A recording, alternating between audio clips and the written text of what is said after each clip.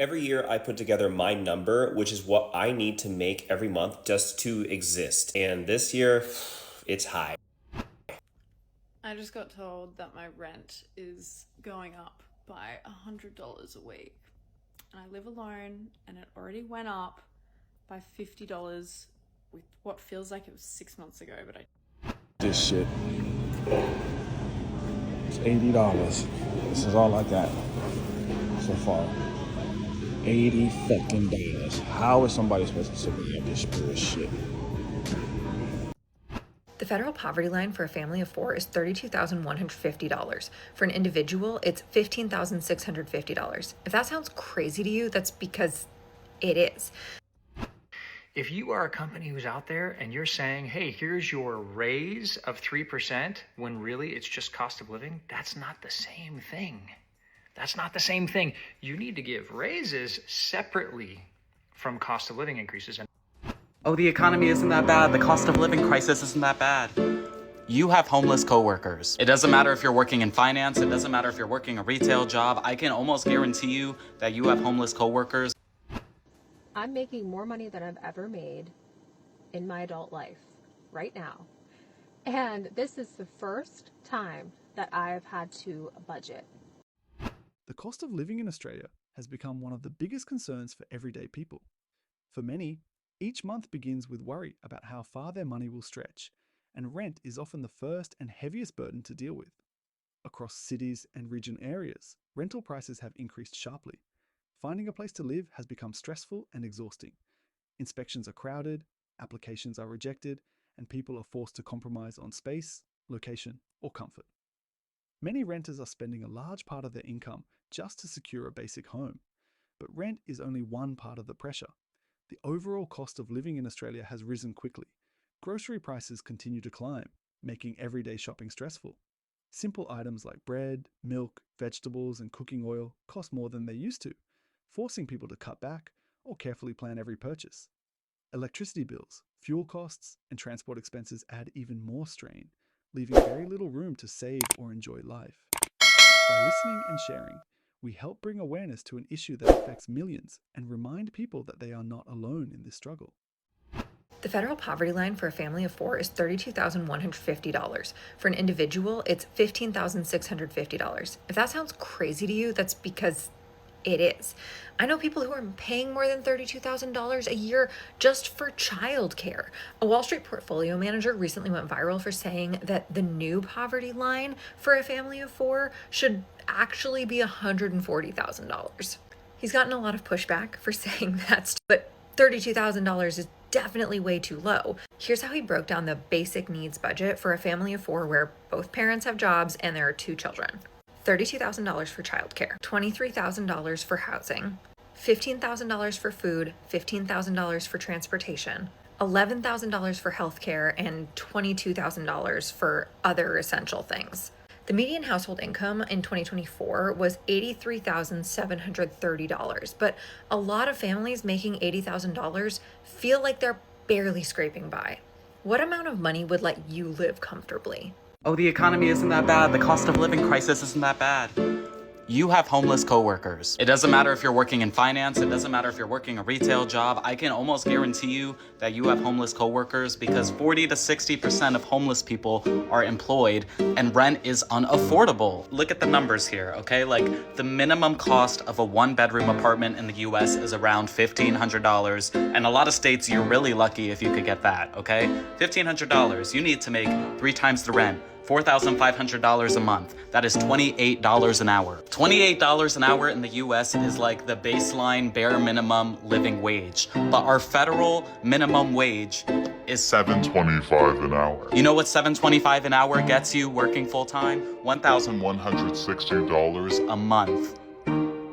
The minimum for an apartment, again, remember? $4,500 a month. And we're not even factoring in taxes into all of this shit. I don't care what your job is. There is no reason that anyone working 40 hours a week, slaving their life away, should not be able to at least afford a fucking one-bedroom apartment. And if you're defending that shit, you're part of the problem. Guys, what have I gotten myself into? So the reality of relocating abroad has gradually begun to set in. Yep, You heard me right. 2 months down the line, and I'm starting to realize that I am abroad now. You'll be wondering, what does that mean? Yeah, for the first few weeks, it felt like I was on vacation, chill mode, everything nice. I got over jet lag, was good. My son started school. But now it is really dawning on me because the food items I brought from Africa have finished. Okay, not all. Some of them have started finishing. And then there is no shop I can just walk into. There is no local market I can just walk into and buy, let's say, egusi or ogbono. So, yep, now I know that I am many, many miles away from home. Funny, right? Anyway, so let me know, for those of you in diaspora like me, when it really began to set in that you are no more at home. Thank you for watching. Bye. Cost of living increases are not raises. Like we just did at our company that I'm the CEO of, we just did cost of living increases, and we did them for everybody in the company. Social Security Administration said 2.8% was the cost of living increase. Great, everybody gets that cost of living because that's the pace of inflation, just to keep up. If you are a company who's out there and you're saying, hey, here's your raise of 3%, when really it's just cost of living, that's not the same thing. That's not the same thing. You need to give raises separately from cost of living increases, and raises come from doing a great job. Cost of living increases are just to keep up with inflation. That's it. It is your basic duty as a leader to make sure that people are taken care of, and moving people up to keep up with inflation is just a good thing to do. I don't believe that the government should tell us to do this. I just believe that you need to do it as a leader. Do the right thing. Take care of your people. And if you want to keep becoming a better CEO, a better leader, then follow this account. And I will tell you everything that I know, at least from the mistakes I've made and the things that I've learned over time on how to run a great business. I just got told that my rent is going up by $100 a week. And I live alone, and it already went up by $50 with what feels like it was 6 months ago, but I checked, it wasn't. It was 12 months ago. And I basically have 2 weeks to figure out what I'm doing. And I just don't even know what to do. Like, obviously, everyone is going through this rental crisis at the moment, but I don't understand. I swear, only a few months ago, they were complaining about how there's too many apartments in Brisbane. But yet, why is there not one single fucking apartment for someone who just wants to live on their own and have a car park? Why is that so impossible? And like, I checked the average salary for Brisbane, and my salary is a little bit higher than that. And even I can't find somewhere that's going to be even slightly livable after paying tax and HECS. Anyway, just wanted to see how we're all doing, if anyone else is in the same boat, because I'm so angry. I've lived here for 2 years in the same apartment, and I love living here, and the thought of leaving is really depressing. So, cool.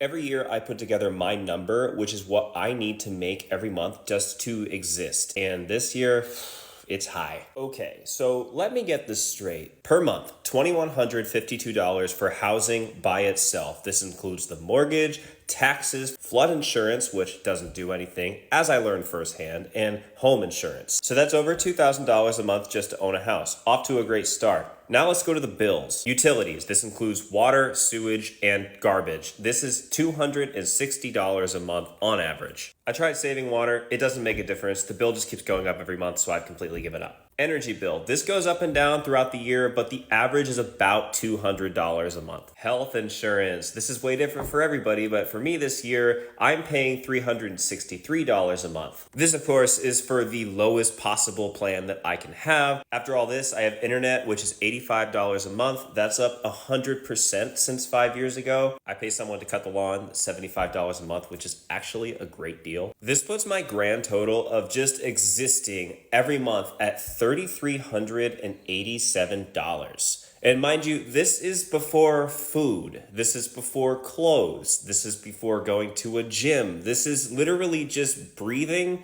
and existing. That's $40,644 a year. And on top of all that, I can't just make 40,000 and pay it off. I have to make an extra 30% because I have to pay taxes. So that means to pay taxes and all of my bills, no groceries or nothing, I have to make $4,400 a month.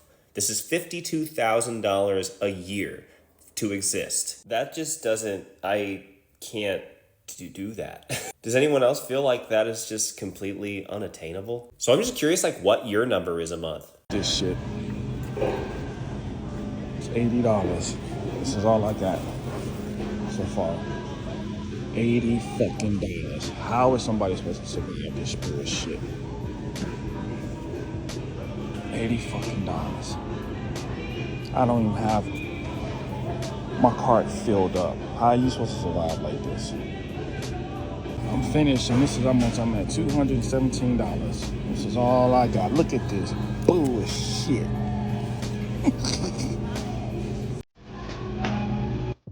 I come to the conclusion, America, I can't afford to live here. I don't give a fuck how much money me and my wife make. The cost of living is outrageous, and I'm fucking tired of giving everybody all my money. We went to the grocery store today, and when I tell you I didn't get anything for my hard-earned money, they are taking advantage of us. When are we gonna be tired? Fuck this system.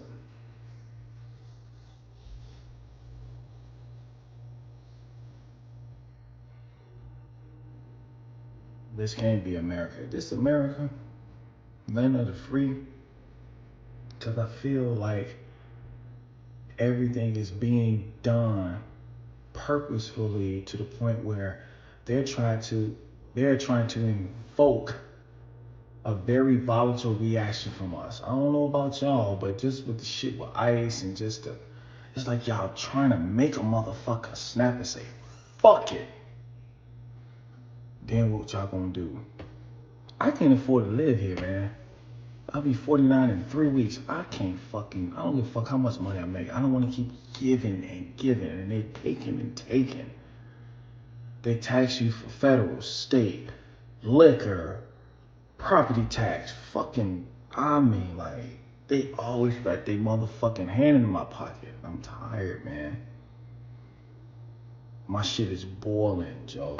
Anyway, y'all stay safe. I ain't watching 6. I can't afford to lay here no more. I don't give a fuck how much money I make. I'm sick of this shit. You sick of it? Fucking tired. I've noticed people don't like to talk about money nowadays, or even back in the day, it's a very taboo topic to talk about. But I think we need to start normalizing talking about it, and especially now with everything being so expensive. I'm going to break down the bills that I have. I'm making more money than I've ever made in my adult life right now. And this is the first time that I've had to budget. And you can say you're spoiled, whatever. I've just done well, and my husband does well. We don't live in a grandiose house. We live in a nice house, yes. We live in a very nice city, yes. But let's break down some of the bills. Let's just be completely transparent. So, first bill is the mortgage. My mortgage is almost $3,300 a month.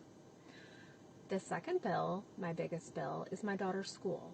That's almost $24,000 a year. The third biggest bill would be my utility bill. Apparently, we had a toilet running, and so last month, our water bill, I think I made a video about it, was $514. So I had to pay that. They wouldn't do anything about it. They said the water had to go somewhere. We had somebody come out and check for any type of leak. There was no leak. We were forced to pay that on top of the regular water bill, which is usually $90 a month. Then you have your electricity bill, and that's usually around $130 a month. Then you have car payments. My husband's car is paid off, and my car now, my new one that I got, is about $300 a month, which is not a lot, I know. But then you have insurance. Our insurance is about $300, every single month. And what else? Extracurricular activities for my daughter, a couple $100s a month. Our grocery bill, we don't do like large hauls. We go like every couple days and get stuff, and I never had to budget it. We would just always go and buy it. And I broke it down this month, and we spend about $800 a month on groceries because we don't eat out and we make everything at home. And then we obviously have my housekeeper every week. That's $150 a month. So that's what, $600 a month. And then my dog gets groomed every 6 weeks. That's another $100. And that's not even including any of the extra things like shopping, whatever. And I don't even buy clothes full price. I thrift most things. And I don't get my nails done. I don't get my hair done. I don't do spray tan. I don't do lashes. Yes, I do Botox. That's it. I don't buy makeup. All my makeup is sent to me for free. Yes. And I don't know how families are dealing with the cost of living. It is scary. And like I said, my husband and I do well. I'm not going to go into exactly how much we make because I think that's a little bit too much. But those are our bills. And this is the first month that, we are going to be like paycheck to paycheck. And I've never been like that my entire life. And I'm worried. I'm legitimately worried. Usually everything just gets automatically taken out of our account on automatic payment. This time, I'm like looking at my account and it's going to be close by the end of the month. And then credit cards, I put everything on credit cards, but I always pay them off in full at the end of the month. I will not pay a dime of interest. But this month, I'm not sure if I'm going to be able to. Depends on how big my commission check's going to be. And I never had to live like this before. I don't get it. My husband and I are both making more money than we've ever made. Why? I don't know how. It freaks me out to think about how other families live. Like, should I just move? Should we move to like West Virginia and just get like a nice big house and all our expenses would be like lowered? Oh, property tax, $12,000 a year. You guys, it goes on and on and on and on and on. And I'm nervous this month. Here's your fun fact for the day. 95%, and I'm not being hyperbolic here, of people that live in New York and New Jersey are suffering. Let me give you a plain example that is easy for you to digest. Let's talk northern New Jersey. We're talking about 25 minutes, no traffic to New York City. I was talking to a friend today at work, and she bought a home in 2023 that was worth $450,000. Now, in Union, $450,000 is a lot of money for a home, especially I think it was like 2 bedrooms, 1.5 bath. But things are so rapidly getting worse and worse that home that she bought for that price is a great deal. Because now that will cost her at minimum $800,000. Just last year, her mortgage cost her $3,400. Now this year, her mortgage is $4,500. Why the increase? Taxes. Her taxes went up $1,100 in 1 year. So it seems like she's winning because she got a home for 4.5, which still is a lot, but now would be 7, 8, 9 plus. But her taxes went up $1,100 in 1 year, bro. She literally said, I can't afford to live. And her husband's a basketball player overseas. Pre-COVID, I could get an apartment, 2 bedroom, nice, $1,800, 15 minutes from New York City. Now, 15 minutes from New York City, you're looking at least $4,000 a month for a 2 bedroom. Pre-COVID, you can make it work. Post-COVID, you can't. I moved here because I'm from upstate New York and I went to the Fashion Institute of Technology. I worked in the fashion industry for years and I always felt like I wanted to stay here because I wanted to be close to that ecosystem. I'm building my own clothing brand now. Difference is I'm married with a child. And it's crazy because I've been here for so many years and so quickly things have so drastically changed. New York and New Jersey is unlivable. We are suffering. So much so that I actually think it would be more beneficial for me to take my business and run it upstate New York where I'm from than to keep on doing it here. Because all I do is work to be able to pay bills. And I barely have time to even build my business. I don't understand why more people are not talking about this, and I don't understand how this is getting worse and worse. And I don't really know who exactly is to blame, but something has to give. As we reach the end of this video, one thing is clear. The cost of living and rent crisis in Australia is affecting people at every level. The stories and opinions shared here are not rare or exaggerated. They reflect the everyday reality many Australians are facing right now. Behind every rising number and statistic is a person trying to make life work with limited options and increasing pressure. Rent has become one of the biggest sources of stress. For many people, finding a place to live feels uncertain and exhausting. Rental inspections are crowded, choices are limited, and prices continue to rise. Some people are paying more than half of their income just to keep a roof over their heads. Others are forced to live in shared spaces, move frequently, or settle for housing far away from their workplaces and families. A home, which should offer comfort and security, has become a constant worry. The cost of living adds to this struggle. Grocery prices keep rising, making simple weekly shopping stressful. Families cut back on essentials, students stretch meals, and workers carefully calculate every expense. Items that were once affordable now require planning and sacrifice. On top of that, electricity bills, fuel prices, transport costs, and basic services continue to increase, leaving people with little room to save or breathe financially. What makes this situation even harder is that wages often do not rise at the same pace. Many people are working full-time, some even working multiple jobs, yet still struggle to feel stable. The gap between income and expenses continues to grow, leaving people feeling stuck. Saving for the future, planning major life decisions, or simply enjoying small moments has become difficult when survival comes first. Beyond the financial impact, this crisis takes a heavy emotional toll. Constant stress about rent, bills, and daily expenses leads to anxiety, frustration, and exhaustion. Many people feel tired of worrying every month, tired of making sacrifices, and tired of feeling like their efforts are not enough. Some feel embarrassed to speak openly about their struggles, fearing judgment or misunderstanding. But this video shows that these challenges are shared by many, and silence only makes them harder to face. This space was created so people could speak honestly and be heard. These conversations matter because they remind us that we are not alone. Listening to others helps reduce isolation and builds understanding across communities. When people share their experiences, it brings visibility to an issue that affects not just individuals, but society as a whole. If you are watching this and feeling overwhelmed by rent or the cost of living, know that your feelings are valid. Struggling in a system that has become increasingly expensive does not mean you have failed. It means the challenges are real and widespread. And if you are in a position where these pressures have not affected you directly, listening still matters.